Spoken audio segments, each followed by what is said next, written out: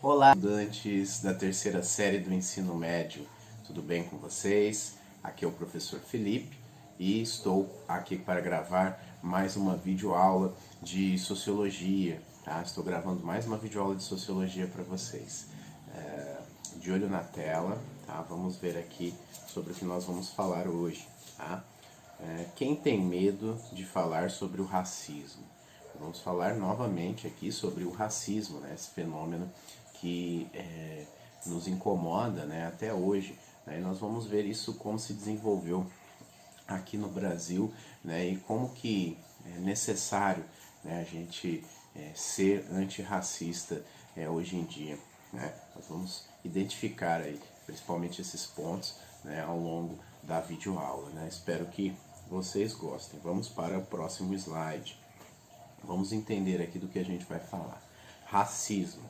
Em 1988, por ocasião dos 100 anos da abolição da escravidão no Brasil, um grupo de estudiosos da USP realizou uma pesquisa com o objetivo de analisar a vigência do preconceito no Brasil. A investigação partia de duas perguntas básicas. Então, olha só, a entrevista partia de duas perguntas básicas. Vocês têm preconceito de cor? E a segunda, conhece alguém que tenha preconceito de cor? Então, essas eram as perguntas-chave ali, né, para essa entrevista, essa pesquisa que os estudiosos da USP fizeram em 1988. E veja só, tinha passado 100 anos, né, da abolição da escravidão, que foi em 1888, tá bom? Vamos para o próximo slide. Ainda se falando de racismo e da pesquisa da USP. As respostas da pesquisa de 1988 foram: 1. Você tem preconceito de cor? 97% responderam que não. 2. Conhece alguém que tenha preconceito de cor? 99% das pessoas responderam que sim. Então, olha isso, né, gente?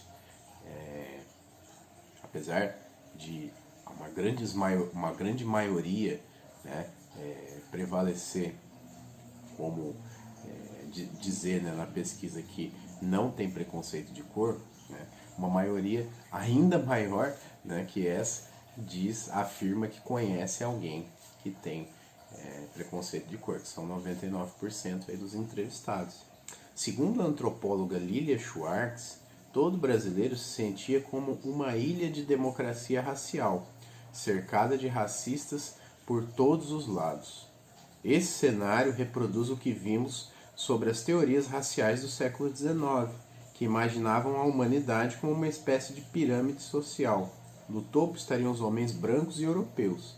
Já a base seria composta por africanos e indígenas.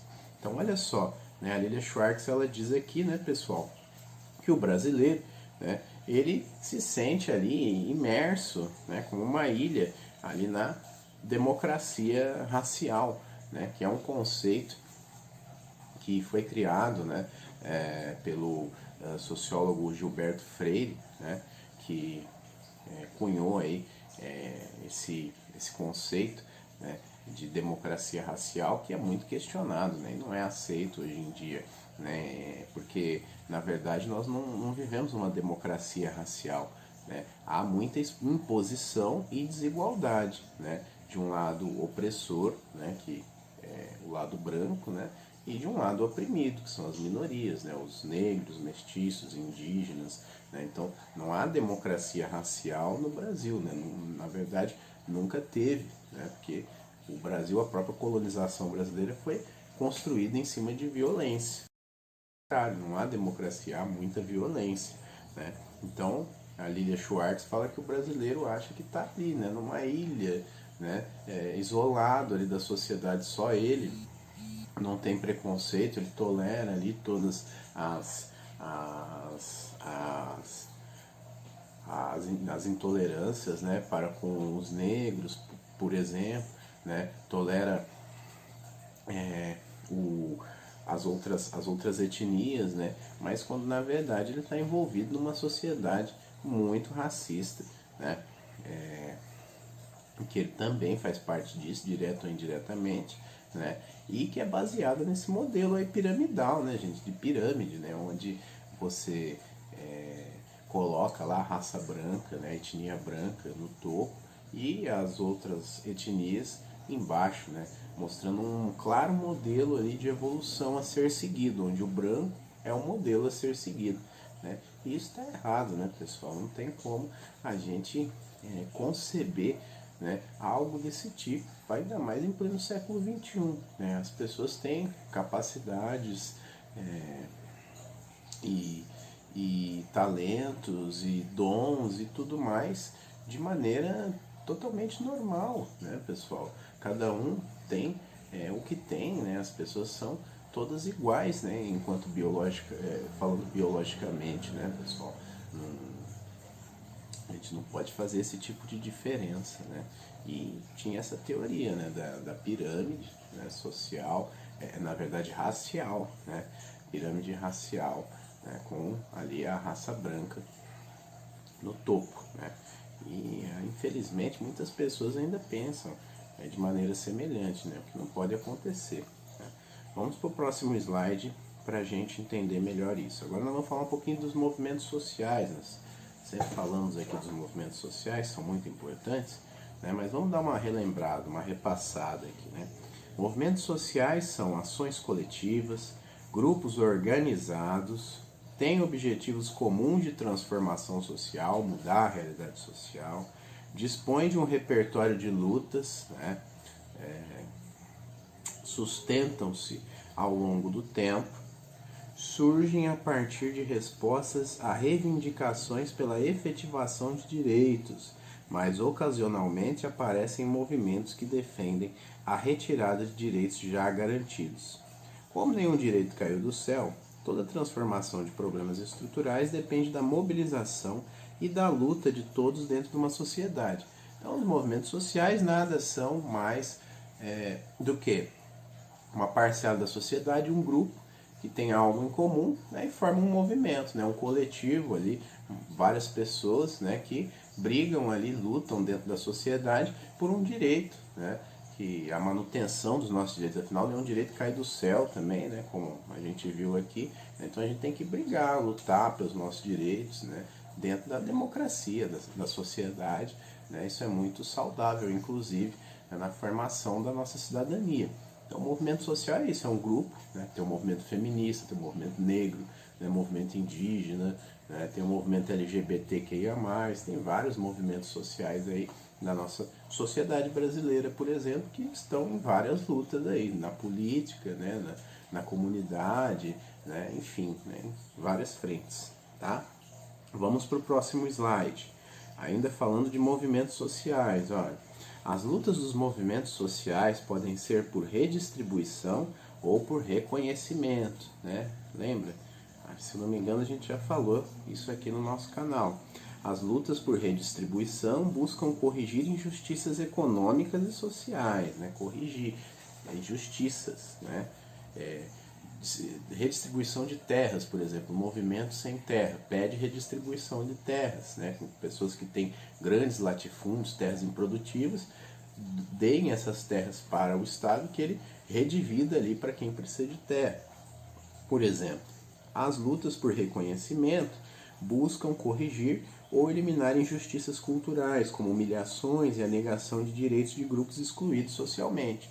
Então, as lutas de reconhecimento, né, buscam aí, correções históricas, né, reparações, né, culturais, históricas, né, a uma classe que está sendo ofendida, marginalizada, excluída, né, como por exemplo o movimento LGBTQIA+, né, que pede reconhecimento, né, clama por reconhecimento das pessoas LGBT, né, e pela validação dos seus direitos como cidadãos normais também. Tem várias pautas, inclusive tem o movimento feminista também, né, o movimento negro, que a gente vai ver aqui. Então, nós temos essas duas diferenças, não se esqueçam. As lutas por redistribuição e as lutas por reconhecimento, né? É assim que a gente divide mais ou menos os movimentos sociais, tá bom? Vamos para o próximo slide. No Brasil, vamos vir aqui para o nosso Brasil agora, né? O movimento negro é um dos movimentos mais antigos do mundo. Agora vamos falar um pouco de movimento negro, né? Já que a gente está falando né, de racismo, né, vamos falar do movimento negro. Surgiu no Brasil durante o período da escravidão, olha só. Desde o período da escravidão, o movimento negro está presente aqui no nosso Brasil e permanece até os dias de hoje. A população negra, para defender-se das violências e injustiças praticadas pelos colonizadores escravocratas, construiu uma série de estratégias de resistência, né? Aí você tem aqui estrutura versus resistência, né? Para vocês terem mais ou menos uma ideia como que o povo negro resistiu, né? Inclusive muitas vezes heroicamente contra a escravidão, né? Você tinha o tráfico como uma estrutura vigente e a resistência eram as lutas, né? Você tinha leis, por exemplo, que escravizavam as pessoas, os negros, né? E aí você tinha a arte, né? Que existia muitas obras artísticas, né? Também em homenagem, né? Aos negros escravizados, né? Você tem desumanização, uma estrutura de desumanização, e aí vem a abolição, né? Um outro grande movimento de resistência, né? Os abolicionistas, né? Engana-se quem acha que a princesa Isabel que deu ali de presente, de mão beijada, né? A abolição da escravidão. Não, havia uma luta abolicionista, né? Muito engajada, de vários nomes, inclusive, que estavam tentando abolir a escravidão há um bom tempo já. A estrutura, vamos lá de novo, na mesma dinâmica, você tinha teorias racistas como estrutura, né? Aí vem o antirracismo, né? Que acho que é o que tem de mais recente, né? As teorias racistas, né, foram desenvolvidas ao longo aí do século XIX, né, e infelizmente causam impacto na nossa sociedade até hoje, né, muito hoje, inclusive, em alguns lugares, né, do mundo. Mas o antirracismo tem que ser utilizado como resistência, nem vem sendo utilizado, né? Cada vez mais deve ser mais utilizado, né, como método de resistência, né, contra essas teorias, né, racistas que são propagadas infelizmente até hoje, tá? Por igualdade, por equidade, né, e por liberdade de todos, tá? Vamos para o próximo slide aqui e veja, ó, a presença do passado. Vamos comparar aqui o período de escravidão com o período de abolição, né, que é muito interessante isso. Há 350 anos, né, desde quando o Brasil foi colonizado, né, aí passaram-se 350 anos e o Brasil foi sendo escravista, né. Aí aconteceu a abolição da escravidão em 1888. E fazem só 133 anos que isso aconteceu, né, gente? Olha isso, a diferença, né? O Brasil passou 350 anos sendo escravista e 133 anos até a atualidade com liberdade, né, para todos, né, sem escravidão. Então veja, 133 anos é muito pouco, né, pessoal, para o tempo histórico. Faz pouco tempo praticamente em relação ao tempo histórico. Mas vamos ver aqui, vamos ler o slide. O Brasil foi o país que importou mais escravizados africanos, olha isso, né?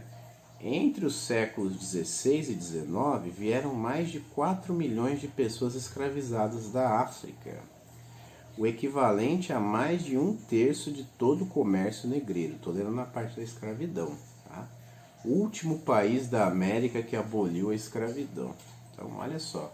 Isso na conta do Brasil, né? O que aconteceu durante a escravidão. Todos esses fatos são registrados mundialmente, né? E o Brasil foi um dos maiores países escravistas, né, do mundo, né? Os maiores territórios, né? Porque era colônia de Portugal, né? Mas até depois, né, quando era Brasil, continuou com o seu escravismo, né? Agora do lado da abolição, aqui de 133 anos. A abolição foi resultado da resistência da população negra ao longo de séculos. Fugas, quilombos, o movimento abolicionista depois. Não houve inserção social, oportunidade de emprego, direito à educação e etc. Então, veja, aconteceu a abolição, né, mas os problemas não desapareceram. O racismo continuou e não foram criadas oportunidades para essas pessoas negras, né, ascenderem socialmente. Não foi criado nenhum tipo de política pública, né? Agora, né, de uns tempos para cá, que isso, esse cenário vem mudando um pouco, porque o movimento está evoluindo, né? A busca pelos direitos está evoluindo, mas não houve nenhum tipo de política pública para inserir o negro ex-escravizado na sociedade com dignidade por parte do finalzinho ali da monarquia, né, que durou mais um ano praticamente, e da nova república, né, que chegou aí a partir de 1889. Tá? Outra coisa, após a abolição, no século XIX, surgiram teorias racistas e políticas de branqueamento. Então, olha isso. Pelo contrário, né, se não houve política pública de inserção do negro ex-escravizado na sociedade, ainda houveram a criação de teorias racistas dentro do próprio século XIX, né, que dificultaram ainda mais a ascensão do povo negro na sociedade. Tá? Vamos para o próximo slide para a gente entender um pouco isso melhor. Ó. Agora vamos falar do movimento negro em si. Tá? O movimento negro existe como forma de resistência desde o período da escravidão, de 1500 a 1888. Tá? Um dos seus objetivos é a luta contra todas as formas de discriminação com base na cor. A reivindicação por maiores espaços de integração da pessoa negra e parda em todos os âmbitos da sociedade. Tá? Combater todas as formas de desigualdade, mercado de trabalho, educação, saúde. Tá? Então, há muita desigualdade ainda nesses ambientes, né? Racismo dentro do trabalho, racismo dentro da escola, né? Racismo dentro da saúde, né? E gerando desigualdade também, né? Porque como as pessoas negras, né, estão, como a gente viu, né, com muita dificuldade de ascensão na sociedade por causa da não criação de política pública, né, para eles ascenderem pós a abolição da escravidão, né, a maioria dessa população é pobre, né, da população negra. Né, então já gera a questão racial, né, e além disso a questão da desigualdade econômica, né, vinda a partir do racismo, né, acentuada, né, com esse processo de racismo. Né. Outra coisa do movimento negro, né, mais um objetivo. Apesar de as lutas do movimento negro serem contínuas desde o século XIX, o racismo foi considerado crime na Constituição apenas em 1988, então só na Constituição Cidadã, né, foi considerado como crime. Né? Olha isso, gente, há pouquíssimo tempo. A escravidão acabou há 133 anos e o racismo é considerado crime no Brasil desde 1988. 30 aninhos ali só. Né? Então, gente, é bem intenso, né, essa parte aqui. O Estatuto da Igualdade Racial foi conquistado em 2010. Né? Tem um Estatuto aí da Igualdade Racial que promove, né, a igualdade racial entre os povos aqui no Brasil. E ele só foi conquistado em 2010. Né? Então, veja, as conquistas, as lutas são muito antigas. Agora, as conquistas grandes e satisfatórias para a população negra estão vindo agora, né? Com também a partir da nossa reabertura política, né? Depois da ditadura militar, né? Foi possível modificar muita coisa aqui que estava sendo necessária, né? E veja, isso foi há muito pouco tempo atrás, gente, não foi nem há 50 anos atrás. Né? Então, você vê como o movimento é essencial, né? Veja, estando presente, né, lutando, tu consegue as conquistas a duras penas e com um longo tempo de espera. Imagine se não existisse, hein? Olha o que o pessoal iria fazer. Né? Vamos para o próximo slide para a gente entender um pouco melhor isso e falar da atualidade. Ó. Mesmo após a abolição, os negros passaram por uma série de situações de racismo estrutural, um conjunto de exclusões no acesso a trabalho, educação, saúde e plena cidadania. Né? Quem aqui não conhece alguém que já sofreu uma prática de racismo? Né? Até hoje, gente, você vai numa entrevista de emprego, né? O gerente não te contrata, às vezes porque você é negro, né? Isso é racismo. Tá? Você vai no shopping e fica sendo seguido por um segurança porque você é negro, né? E o segurança fica desconfiado ali que você vai roubar alguma coisa, furtar, isso é racismo também. Aí nós passamos situações diárias, né? Em relação a essas coisas, né? Quem não viu, a última foi o casal, né, lá no Leblon, que acusou o rapaz de ter roubado a bicicleta, né, deles, né, e foi colocando lá, segundo ele, enfiando a chave no cadeado, né, falando: a bicicleta é minha, tenho certeza, só porque o rapaz ali era um negro com um objeto mais caro, por exemplo, né, um objeto, né, de alto valor. Qual é o problema? Isso é racismo também, né? Então, há todas essas questões que nós passamos até hoje, né, gente? Até hoje. Se você já passou por isso, né, eu sinto muito, né? Sinto muito de verdade. Tá? E tenho vergonha que isso tenha acontecido no meu país, né?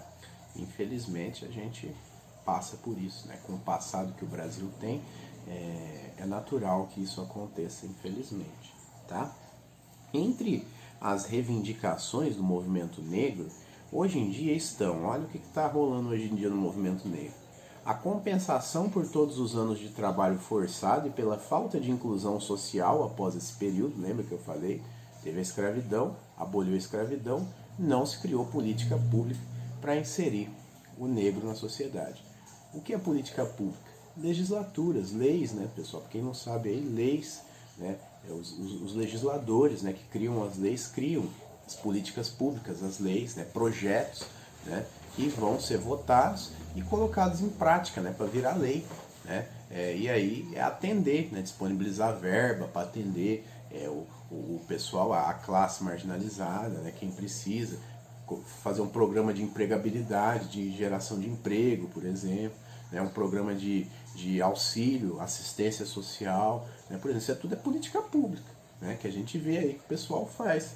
Né, hoje em dia é bem difundida essa questão ainda, né, mas infelizmente a gente não sabe muito bem como funciona, né, mas a gente entende, né, não é difícil. Tá? Mas isso é política pública. Não foi feito isso. Aboliu a escravidão e não foi feito nada. Né? O racismo continua a rolar solto, né? Todo mundo, os brancos ali faziam o que queriam e os negros continuavam, né, num regime semelhante à escravidão. Né? Só tinham a liberdade ali, né, mas não tinham o que comer, não tinham o que vestir, não tinham onde dormir. Né? Começaram a ir para as favelas, fazer as favelas, né? Amontoar ali as casas, os barracos, né? E começaram a ser marginalizados, né, proibidos de fazer muita coisa, de até frequentar lugares. Né? Então, pessoal, não foi nada, não foi nada fácil a vida do negro depois da escravidão, logo depois da escravidão, e não é fácil até hoje, né, pessoal? Quem sofre racismo sabe muito bem do que eu estou falando. Eu não sei, porque eu nunca sofri racismo. Né? Eu estou falando aqui porque eu estudei, estou estudando, né, sobre isso, mas só quem sente na pele mesmo é que vai poder dizer o que realmente se passa numa situação como essa. Né? Outra coisa, a falta de políticas públicas destinadas à maior presença do negro no mercado de trabalho, nos campos educacionais. Tem muito poucas pessoas negras na faculdade, muito poucas pessoas negras em cargos de destaque, né, nas empresas. E por que isso? Né? Muitas pessoas fecham os olhos simplesmente e falam: porque os negros não se esforçaram, né? Acreditam no mito da meritocracia. Né? Mas não, se você estudar a fundo mesmo, você vai ver que há uma profunda rede de desigualdade racial dentro das empresas e dentro das escolas, das faculdades. Né? Porque, infelizmente, né, o negro não consegue chegar lá pela própria condição dele de ser negro. Né? Isso é triste, porque mostra como que o país é racista. Né? Por isso que se tem que criar política de cota em universidade e até empresa, por exemplo, para esse pessoal ser integrado na sociedade. Né? Já que tem esse racismo que entrunca o negócio, né, tem que vir então a lei, a política pública para assegurar direitos, né, justos e dignos para quem é negro. Tá? Então é isso. Outra coisa, o fim do genocídio negro e encarceramento em massa. Né? Quantos negros, jovens negros, são baleados por ano aqui Brasil, né? Pela famosa bala perdida, né? Ou também a bala achada mesmo, né? Como aconteceu recentemente aí nas chacinas que a gente viu, né? Então o povo negro está sendo massacrado, né? Por quê? Porque a maior parte mora nas periferias, nas favelas, nas zonas marginalizadas. Por quê? De novo, porque não conseguem ascender socialmente por causa, né, do que eu expliquei lá para vocês, né, da não criação de políticas públicas para inserir esse pessoal na sociedade pós-escravidão. Então o problema é antigo, é estrutural, gente, é antigo, vem correndo há muito tempo já, né? E tem que acabar isso tem que ser erradicado para que todo mundo seja realmente de fato visto como, né, igual ali, enquanto ser humano, biologicamente, né? Não pode ser negro, se é oriental, se é branco, se é indígena. Isso não interessa, gente. O que interessa é a capacidade ali de cada um, né? Outra coisa, a efetiva aplicabilidade das leis que buscam a criminalização do racismo e a plena aceitação e respeito à cultura e herança histórica, né?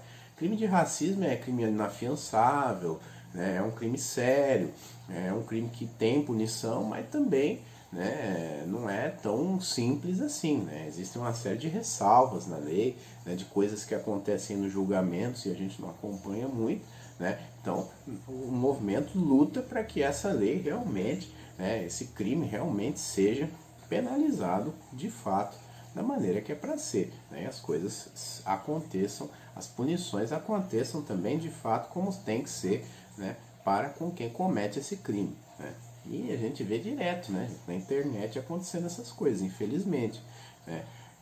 Então é necessário que a lei se cumpra contra o racista que pratica esse crime, tá? Agora vamos para o próximo slide. Vamos ver aqui as leis, vamos conhecer um pouquinho das leis. Ó, iniciando as batalhas jurídicas contra o racismo no Brasil, foram estabelecidas a Lei número 1390/51 de 1951, conhecida como Lei Afonso Arinos, é famosa essa, proibindo qualquer tipo de discriminação racial no país. Sua aplicabilidade não demonstrava qualquer eficácia, visto que as punições não eram aplicadas, mesmo em casos claros de discriminação. Então vê como o negócio é complicado, gente. Não é porque está na lei também que vai ser cumprido à risca. A gente tem que entender o caso e acompanhar ele até o final para ver como ele vai se desenrolar, tá? Sempre lembrem disso. Você vê, para vocês verem. É um grande exemplo disso. Eu estou gravando e ontem ocorreu a primeira prisão na CPI da Covid, né? Hoje o rapaz já foi lá e pagou a fiança e saiu, uma fiança até não muito alta, inclusive, né, de um pouco mais de R$ 1.000, né? E pagou e já está em liberdade, agora vai responder o processo, né? Isso vai se desenrolar de uma maneira longa, né? Creio eu. Então percebe, não é só aconteceu ali o fato, tá? Mas como se desenrolou, né? Como que chegou até o final, resolveu mesmo ou não? Foi só o para inglês ver, como a gente fala. Então tem que prestar atenção nisso. Então essa lei também, a gente tem que ver que a aplicabilidade da lei Afonso Arinos não demonstrava eficácia, né? Mas tem, e é importante ser criada, gente. Agora a gente tem que pegar o costume na população, né? Isso aí já é outros 500, é outro problema que tem que ser resolvido. Mas a lei é muito importante, tá? Aí tem a Lei K.O. de 1989, tipificou o crime de racismo no Brasil. Hoje esse crime é imprescritível e inafiançável no país. Quer dizer que você não pode pagar fiança. Se você for racista e for pego pela polícia, pela lei, você não pode pagar fiança para sair da cadeia. Tem que ficar lá, tá? Além da Lei K.O., há a injúria racial, artigo 150, utilizado do Código Penal, CP é Código Penal, utilizada nos casos de ofensa à honra pessoal, valendo-se de elementos ligados à cor, raça, etnia, religião ou origem. Está tudo aqui, né, dentro da Lei K.O., né, que criminaliza o racismo. Tá? Então é crime inafiançável, inclusive. Se você for racista, você vai preso, né, e não pode pagar fiança. Né? Logicamente, se a denúncia foi feita, apurada, né, foi pego ali em flagrante, enfim, depende de uma série de coisas, mas se vocês verem alguém praticando algum crime de racismo, denuncie, né, que ele vai ter que ficar lá refletindo na prisão, né, para deixar de ser racista, né? E aí tem que entender que a sociedade tem que ser respeitada, né, em todos os âmbitos, tá? Olha, outra coisa aqui, no caso da inclusão dos negros no sistema educacional brasileiro, foi criada a Lei número 12.711 de 2012, que determina a criação de cotas em universidades públicas para a população negra, tá? Cotas para pessoas negras nas universidades, já que o racismo não deixa os negros ascenderem socialmente de maneira satisfatória, há necessidade de serem criadas políticas públicas, como a gente vem falando aqui desde o início da videoaula, né? E uma dessas, olha, foi criada só agora, né? Em 2012, olha só, né? Depois de mais de 100 anos da abolição, né? Mas foi criada uma política pública que determina cotas em universidades para pessoas negras. Um percentual de pessoas vai entrar pela cota. E está correto, né, gente? Está totalmente correta a relação das cotas para com a população negra, né? Porque eles não conseguem, infelizmente, o racismo barra ali as pessoas, né? Imagine você tendo suas capacidades, né, tendo seus sonhos, suas vontades e tudo mais, mas o racismo ali barrando você desenvolver isso, né? Então é por isso que há essas políticas públicas, tá? Então, nós falamos aqui de política de cotas, então temos aí a política de cotas também. Para maior presença no campo de trabalho, foi determinada também uma cota relacionada a concursos públicos, através da Lei número 12.990 de 2014. 20% das vagas oferecidas nos concursos são destinadas aos negros. Então, olha, tem cotas também nos concursos públicos, né, para que cada vez mais o negro possa integrar o serviço público também, né, e se destacar, ter plano de carreira, né, e ascender, né, ali no mercado de trabalho, no serviço público, que é muito importante para o nosso país, né, viva o serviço público, inclusive, né, e ele ascender ali e conseguir, né, se desenvolver profissionalmente, né. Então também tem essa política de cotas dentro do concurso público, tá? Vamos para o próximo slide. Agora nós vamos fechar aqui, tá? Nós vimos as legislaturas, as leis, o movimento negro, né? Um histórico aqui do racismo e da escravidão no Brasil, né? Então, olha, gente, esse povo tá cansado de lutar, né? E a gente tem que ajudar, a gente que não é negro, né, tem que ajudar, apoiar, né, prestigiar, afirmar também e ser antirracista, tá? Pode ser negro, asiático, indígena, branco, tá? Tudo que for, mas você tem que ser antirracista, né? Ser antirracista é primordial para o ser humano que quer viver numa sociedade saudável, né, em comunhão com todo mundo, sem nenhum tipo de problema, né? Você tem que entender, né, que o que vale é a personalidade da pessoa, né, gente? Não é a etnia, né? A cor, a aparência, nada, o peso, né? Nada, gente. O que interessa é a personalidade da pessoa que você vai conviver, vai trocar ideias, ter experiências ali. Agora, racismo, quem é racista aí tá por fora, no mínimo, né? No máximo, outras coisas aí mais tristes ainda, né? Muitas vezes embebido até numa ignorância propagada pelo nosso próprio governo federal, né? Que, infelizmente, é racista também, né? Infelizmente tem falas racistas muito presentes, né, que são todas registradas aí na internet para quem quiser ver, tá? Mas vamos entender aqui, ó, é necessário a gente ser antirracista então, tá? Tem que ser antirracista, sempre que vê quando vê um preconceito acontecendo, uma manifestação de racismo acontecendo, né, se imponha, seja antirracista mesmo, fala, não, aqui não é um lugar para isso, tá? Não existe, inclusive, lugar para isso. Você não deve ser racista, é crime, inafiançável, inclusive, tá bom? Devemos ser antirracistas. Vamos naquela mesma dinâmica de racismo versus antirracismo. Aí eu vou ler a coluna aqui da esquerda e da direita, né? Qual é a proporção de pessoas negras e brancas em sua rua, né? Informe-se e questione sobre o racismo. E como fica essa proporção no caso de sua escola, né? Enxergue a negritude, tá? Você conhece muitos médicos e advogados negros? O antirracismo. Responsabilize-se contra o racismo. Você já viu algum diretor de empresa negro ou negra? O antirracismo. Estude, consuma, reconheça e valorize a cultura negra. E, agora por fim, no racismo, como você reage a piadas racistas? E o antirracismo, transforme seu ambiente de trabalho. Então, são aqui perguntas para a gente pensar um pouco e refletir sobre a questão do racismo e o antirracismo. Pensa, gente, qual é a proporção de pessoas negras e brancas na rua que você mora, dependendo do bairro que você mora.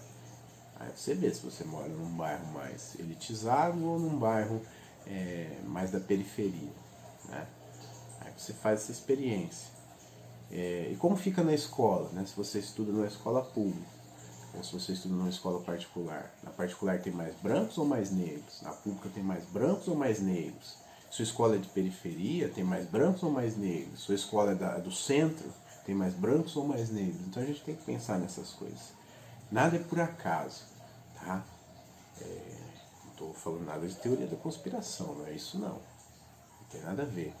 Mas entenda que nada é por acaso. Tudo, se a gente for estudar, a gente vai achar um propósito. Que basta a gente ter informação, estudar. Então, outra coisa também, você conhece médicos, advogados negros, diretor de empresa negro, pessoas de destaque, façam essa experiência, digitem médico no Google, vai no Google e digita médico, vê se aparece as imagens lá, se aparece alguns médicos negros, vários médicos negros ou quase nenhum médico negro. E por que? Se não aparecer quase nenhum, por que não aparece quase nenhum? Se faça essa pergunta. É por acaso? É porque os negros não se esforçaram? Ou é porque existe um sistema racista que impede do negro ser um médico de destaque, ser um diretor de uma empresa, participar da elite também, ser um empresário de sucesso? Então, entenda, pense um pouco. E como você reage às piadas racistas? Você simplesmente ignora, fala que tá tudo bem, ri também, conta piadas racistas. Muita gente defende essa bandeira de que é chato você parar de contar essas piadas. Mas não, essas piadas ofendem. Pode não ofender você, mas ofende o outro, que é negro, que tem a mesma situação. E se um negro não se ofende, não quer dizer que o outro também não se ofenda. Entendeu? Se um não se ofende, é problema dele. Se o outro se ofende, a gente tem que parar de contar esse tipo de piada, de ofensa para as pessoas. Então é por isso que a gente tem que praticar essas ações. Então aqui na coluninha do antirracismo, informar-se e questionar sobre o racismo é o que a gente está fazendo aqui. Pensar um pouquinho, fazer experimentos sociais, entrar na internet, não ficar só vendo besteira, ver também é uma coisa útil. Enxergar a negritude das pessoas e ter orgulho disso, ver como uma coisa normal, sabe? Ok. Responsabilizar-se contra o racismo, falar aqui não pode ter racismo na minha frente, não. Não tem como. Estudar, consumir, reconhecer a cultura negra, tem tanto cantor negro muito bom. E não é só de funk, gente, tem funk, sertanejo também tem música popular brasileira que tem inúmeros, sambistas tem muito. A cultura negra é maravilhosa na questão das artes. Eu falei de música, mas tem em uns outros âmbitos também. Atores, por exemplo, atrizes maravilhosas. E, por fim, a gente tem que transformar o ambiente de trabalho, de estudo, de escola. Sei que muitos de vocês trabalham aí que estão me assistindo, os alunos. Transforme seu ambiente de trabalho, sua escola, se for fazer faculdade, sua família, tudo. Transforme de um jeito positivo. Converse com as pessoas, dialogue. E não permita que ocorra racismo. Se mantenha vigilante, fale para as pessoas se acontecer alguma coisa assim, que isso não é certo, não é legal. Isso inclusive pode ser considerado como um crime. Dependendo do que está acontecendo ali. Então a gente tem que transformar os nossos ambientes, mostrar que a gente não tolera racismo, que a gente é antirracista mesmo, e que nós temos que preservar o respeito a todo mundo. Todo ser humano tem que ser respeitado, tá? Não é porque ele é negro que ele é menor que você que é branco, e que você que é branco, você é maior que ele que é negro, né? Não tem nada a ver. Somos todos seres humanos e iguais, né, na questão biológica, né? Vamos ali, animais pensantes, seres humanos. Não interessa a nossa cor, nossa aparência, nada. Interessa são as nossas atitudes que a gente faz aqui, tá bom? Então, vamos aí brigar aí por mais respeito, hein? Okay? Tem que ter respeito para todo mundo, tá? E vamos para o próximo slide. E é isso, pessoal. Finalizamos a nossa videoaula. Obrigado por acompanharem aqui até o final, né? Se cuidem, por favor. Qualquer dúvida, eu estou à disposição nas minhas mídias sociais. É só me contatar, tá bom? Obrigado, bons estudos, boa semana. Tchau, tchau.